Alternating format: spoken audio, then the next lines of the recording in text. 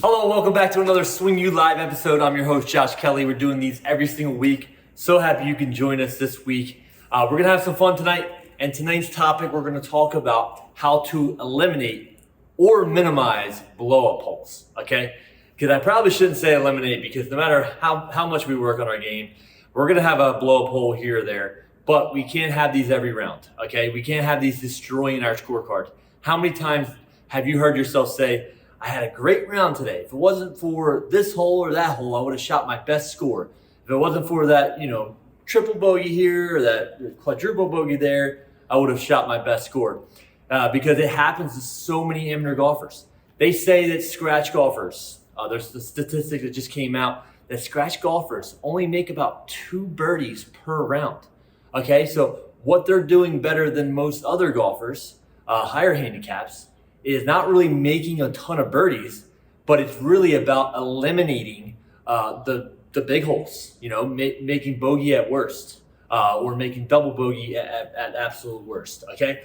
So this is what we're gonna talk about tonight, is how to kind of eliminate those bad holes, eliminate those snowmen, whatever it may be that's really plaguing your score. Now, there's obviously gonna be a lot of different factors that goes into eliminating these big numbers, okay? Like, obviously, mental game, course management, practicing certain areas. Obviously, there's a lot to get into here. And we have the simulator here. We're going to we have a par 4 that's right around 400 yards. I thought it'd be fun to play the hole, kind of talk through this hole, and kind of talk about how I would try to eliminate a big score here, okay?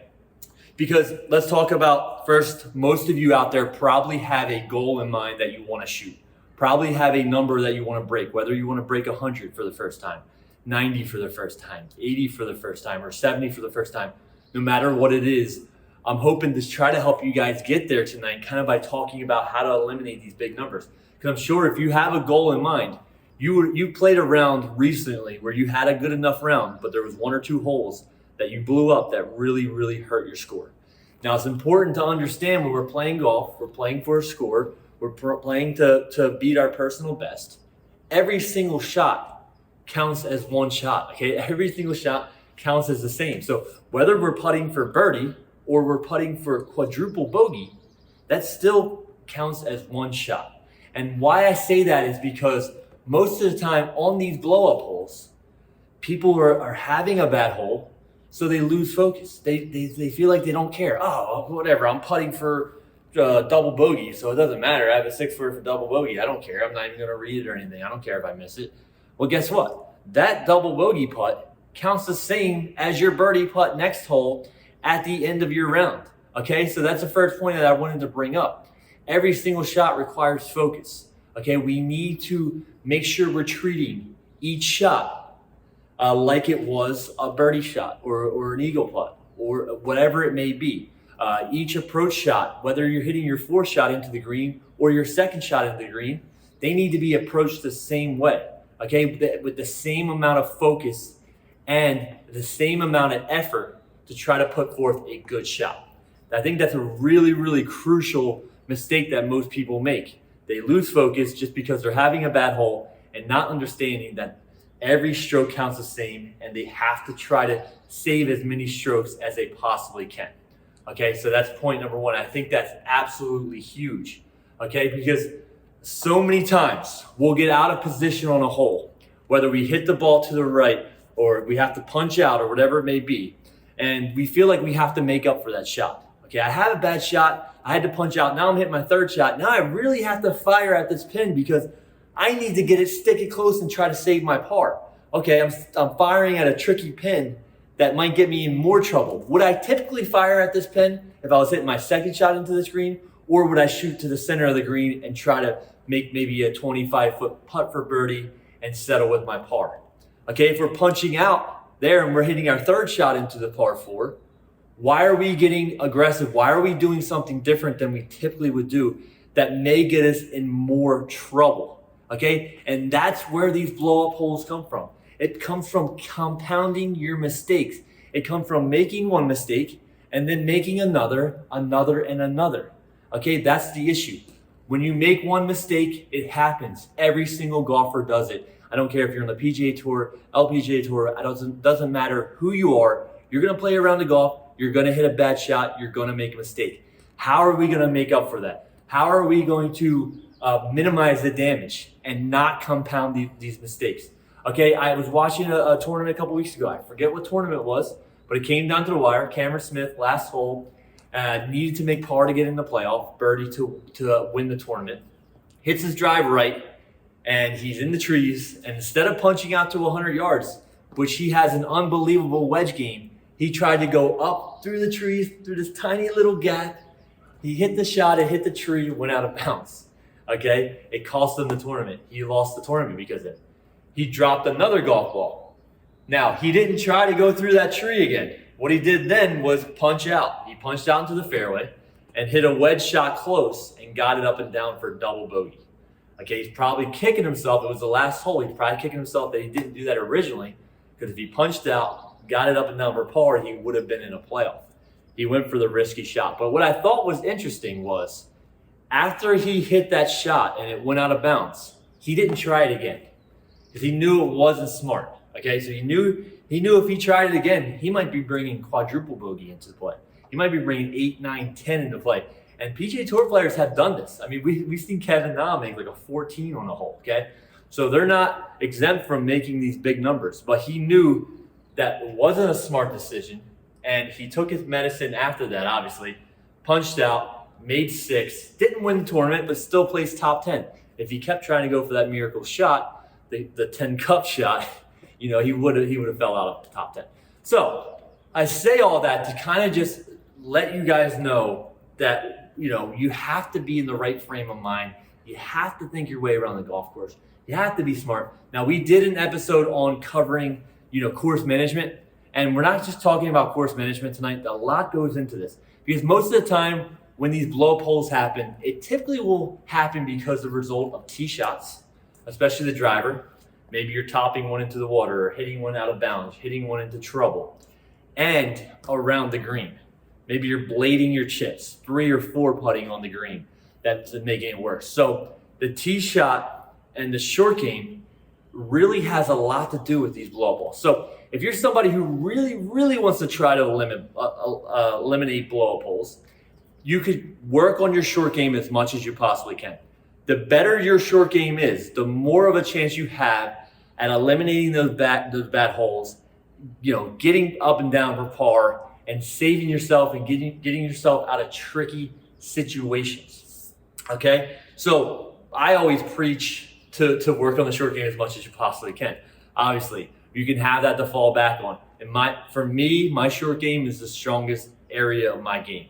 Okay? I don't always strike the ball the best, but I know that I can get myself up near the green and have a good chance of saving par, and at worst, making bogey. Because if you're not confident in your short game, you feel like you might have to press with your ball striking. You feel like you have to be striking the ball really well, because if I'm not, my short game's going to let me down or whatever it may be. So, course management aside, mental game aside, how are we going to eliminate blow up holes?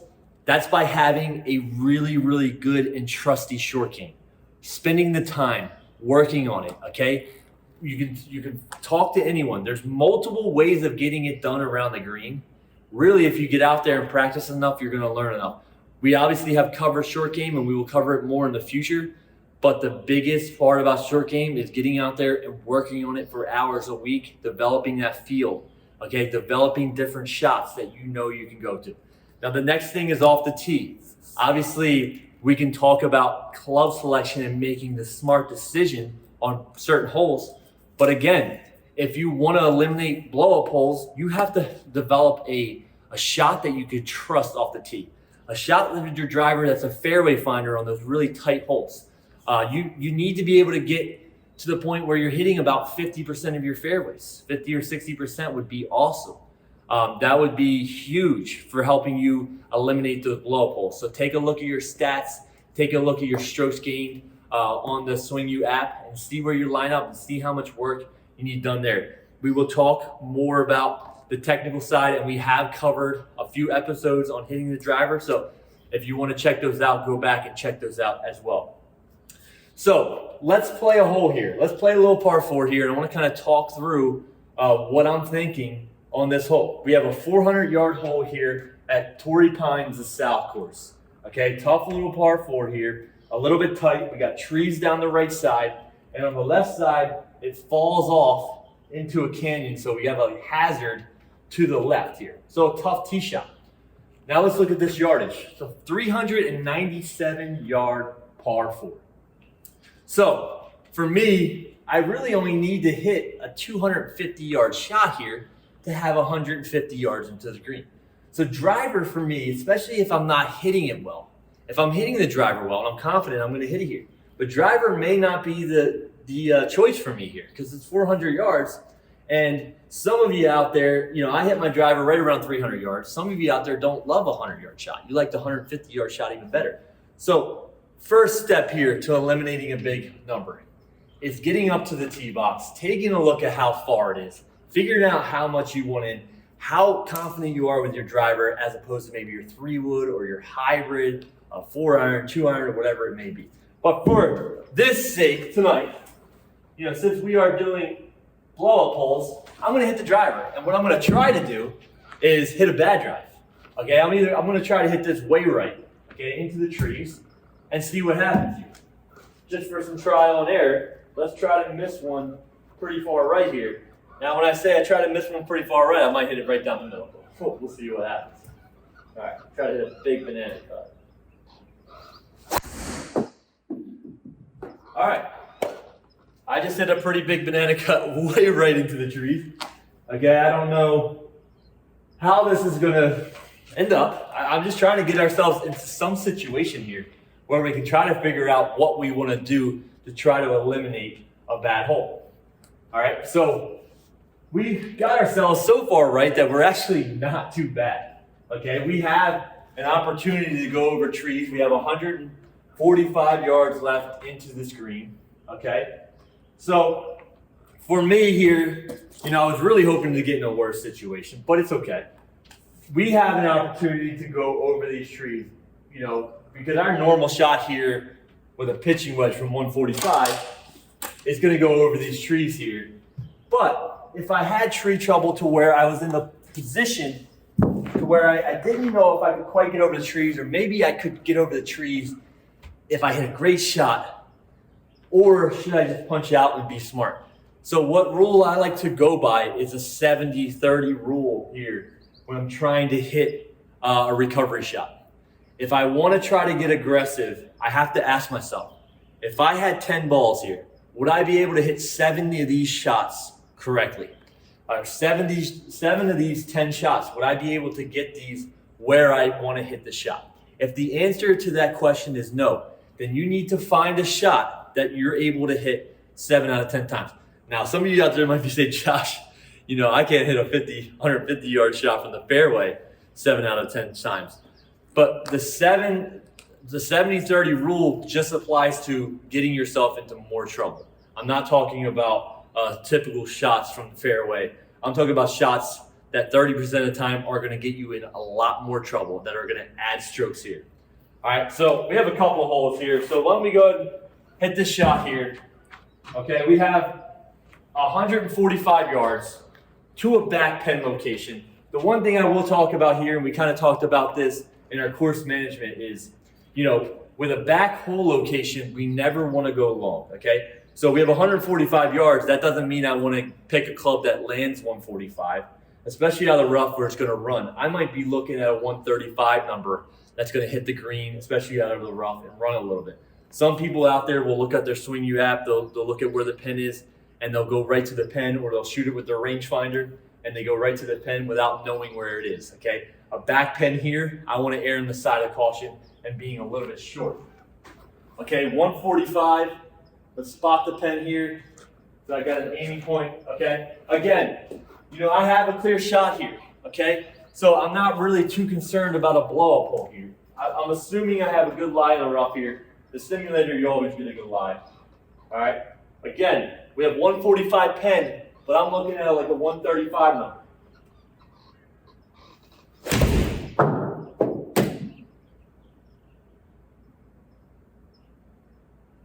Okay, not bad. I missed hit it just a little bit, but we were on the green. I hit it 133, okay? I only carried it 123 though. So that was a little less carried than I wanted. So what we're gonna do here is I'm just gonna hit this up by the hole.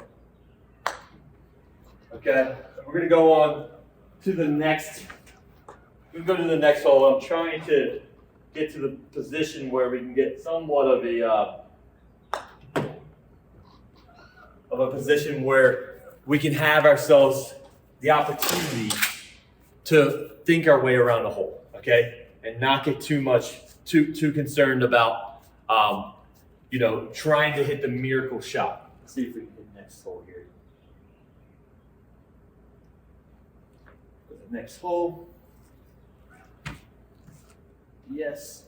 Okay, sorry about that. Like I said, we are not live tonight, but we do film all these episodes like we're live. So they're one cut, and I think that's what really sets our show apart from a lot of others, is we dive deep and we don't cut, and what you see is what you get here. So this is interesting right here. 360-yard par 4, okay, which is not too tough of a hole, especially for Torrey Pines South. Okay, we have a little bit of trees right and left. It's pretty open out of there. So, this, again, it comes down to trying to figure out what shot I want to hit here. Most people do struggle with a 70, 80-yard shot, okay? So if you hit your driver 280 yards on a 360-yard hole, hitting driver here is not smart, okay? That could get you in a position where you are in a worse spot, okay, than what you would be if you hit, say, a 3-wood or a 4-iron and gave yourself 130, 140 yards. So a big part of eliminating these blow-up holes is choosing the right club. Now, you can choose the right club. We've seen it so many times where people choose a club that's a layup or something that's not going to get them in trouble, and you still hit a bad shot. Okay, so let's do that. Let's hit a 4-iron here. We're going to play this hole smart. It's 360 yards. We're going to hit a 4-iron 220, and we're going to have ourselves 140 in. We're going to have a nice little pitching wedge. 4-iron pitching wedge is going to be a nice, easy hole. No problem, no worries. No worries, except for I just blew one right into the trees. Okay? Be in a bad spot. Please be in a bad spot for us. The one time that I wanted the ball to be in a horrible spot. So, this is great. This is a great situation here. Now, we just hit 4-iron off the tee. We were just smart. Now what we do when we get up to this ball, oh my gosh. I was going to play this hole smart. I hit 4-iron. I knew I should have hit driver. I've been hitting my driver good all day. I knew I should have hit my driver up there by the green. I would have had a 60-yard pitch, and I would have got it up and down for birdie, and now I'm underneath a tree. This is another issue that so many people struggle with. It's called living in the past, especially with golf. They hit a shot, and instead of focusing on the shot that you're hitting right now, they're too busy going over that shot they just hit. Oh my gosh, I can't believe I just did that. I knew I shouldn't have hit driver. I knew I shouldn't have layup. Layups are for basketball. Why did I do that? All right, we can't live in the past. Obviously, you probably heard this before, but there's nothing we can do to change the past. We can only change the future, and that's so true in golf.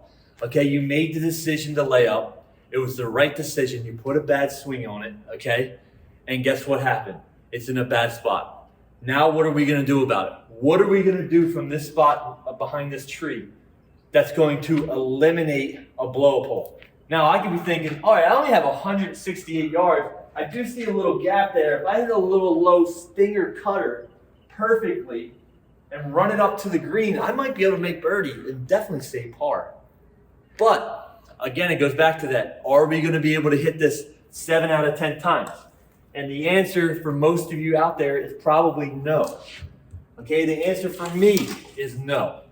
I'm not going to be able to hit a low stinger cutter that runs up there out of the rough underneath a tree 7 out of 10 times. So what are we going to do? We're taking our medicine. We're punching out. Okay, let's punch out.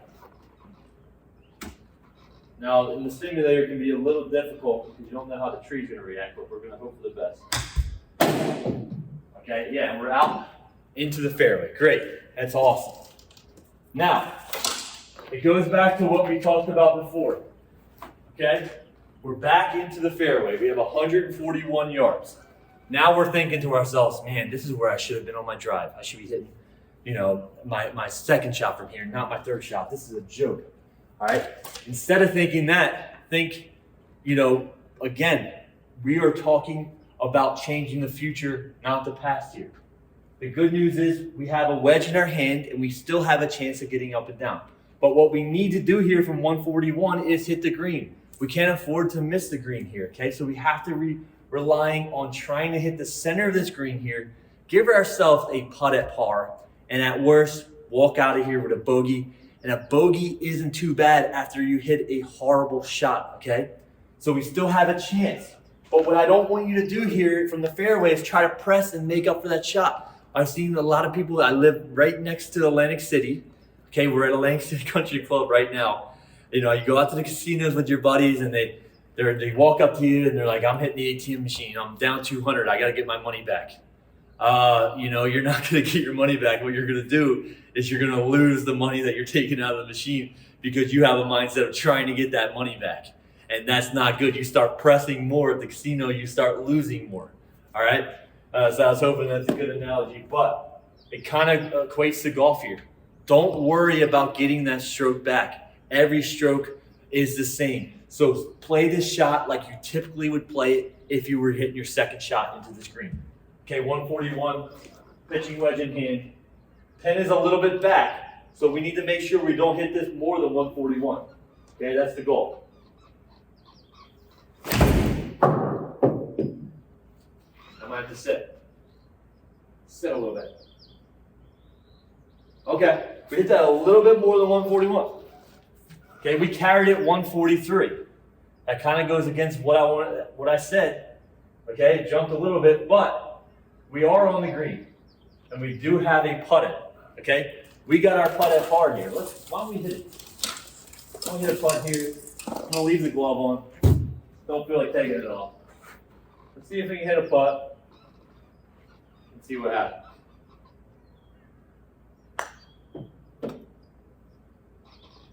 Come on, come on, come on. Oh, just short. Okay, little under 3 feet to the pin. They gave me the putt. I ended up making my 5 there. Okay, 5 isn't terrible after hitting a horrible 4-iron off the tee box. What I could have done if I got greedy is hit it off the tree, hit behind me. But mainly, my mentality there kept me from a blow-up hole. And that's so big. So remember, the biggest keys to take away from tonight are work hard on the short game, okay? If you have a good short game, it really, really makes life a lot easier when you're playing golf. Okay, play the smart shot. If you step up to a hole that is a really hard hole, okay, that may have out of bounds one way, maybe a hazard one way, or maybe out of bounds in trees, make the right decision off the tee box. If you're not confident with your driver, don't hit your driver. Okay, hit something that's going to get you in a decent position that's going to at least keep you in play. Because when you're hitting shots out of bounds, you have to come back to the tee and re-tee. You're hitting 3 off the tee. Things can get ugly quick. So make the right decision and focus in on each shot. Every shot counts the same in golf, okay, whether you're putting for birdie or for quadruple bogey. Keep your focus. Do not live in the past, okay? We can change the future. We can't change the past. Make a decision, make a club decision that's thoughtful, okay? Put some thought into it and keep yourself encouraged. Just think about you're a caddy for one of your friends. What are you going to be saying to your friends? Okay, what would you say to a friend or someone who you're caddying towards before each shot to pipe them up? Would you tell your friend if you were caddying for them, he's about to hit a shot into a green after hitting a bad shot, and said, hey, buddy, I would have never hit that shot, or I told you not to hit that shot. Look where we're at. Look what position you put us in. No, you wouldn't tell them that, even though you may be thinking that. You wouldn't tell them that. You would give them words of encouragement. Hey, shake that off, buddy, and put a good swing on it here. We're right back. We're going to make up for this. That's what you need to be telling yourself as well. You can't think negatively, or we're going to get negative results and reactions, okay, out on the course. That's so, so crucial. All right, so think positively. Put the bad shots behind you. Okay, focus on each shot beforehand. Make the correct decisions. If you can't hit a shot, that's risky more than 7 out of 10 times, do not hit that shot. Hit a shot that's more high percentage. If you missed your green short-sided, okay, if I hit a great drive in the middle of the fairway and then I hit a bad approach shot and I short-sided myself and now I got to go over the bunker, don't try to hit a high flop shot that's going to land just short of the hole and walk and creep up to the hole perfectly like you're Phil Mickelson, okay? When you may not have that shot. Hit a shot that's going to get you past the hole 10, 15 feet, 20 feet. Give yourself that 20-footer for par coming back after you made that mistake and take at worst bogey and get out of there. Because if you short side yourself, you go for that hero Phil Mickelson flop, you leave it in the bunker, then you leave another one in the bunker trying to short side it again, then you chunk one out. That's when the big blow up holes happen. So especially we haven't talked about that tonight, but we talked about working on short game, but especially around the green. Make the right decisions. When you're chipping, the number one objective, okay, when you're chipping around the green is get the ball on the green. Okay, if you just get it on the green. If you can't hit it close, just get it on and at worst two putt. Because what I've seen so much from amateur golfers when they're blowing up holes is they're trying to get cute with their shots. They're trying to hit shots that they don't have in their arsenal to get it close to the hole instead of saying, you know what, just like a punch out, okay, let me just chip this on the green, give myself a chance to putt. Because nobody ever thinks about that.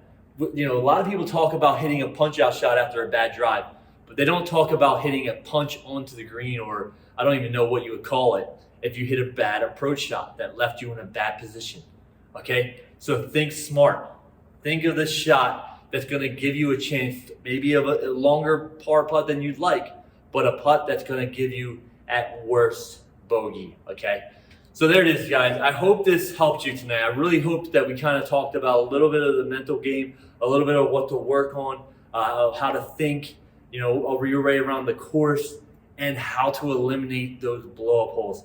Because so many of you out there are going to reach your goals of breaking 100, breaking 90, breaking 80, or breaking 70 just by thinking smart, doing the right thing, and changing those sevens into fives or those eights into sixes, whatever it may be, doing the right thing that's going to save you guys some strokes. Again, my name is Josh Kelly. I'm hosting these every single week, so I'm happy for you guys to join us. If you haven't seen us before, please come back and visit us again. Huge shout out to SwingU for having me. If you want to see more of my videos, check out my YouTube channel, Josh Kelly Golf. So thankful for everyone, and we hope you guys enjoyed tonight, and we'll see you next week.